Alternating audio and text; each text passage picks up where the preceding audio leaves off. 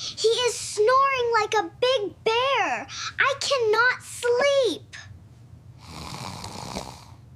My son? Why, sweetheart? What happened? Grandma, you need to talk to your son.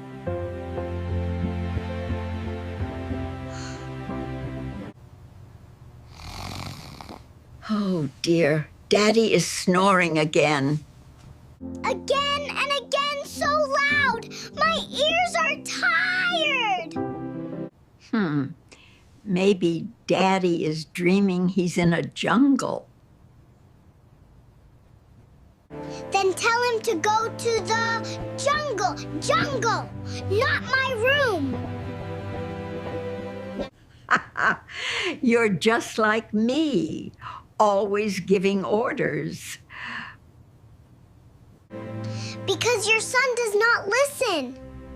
You talk to him. All right. I'll tell him to snore softly next time.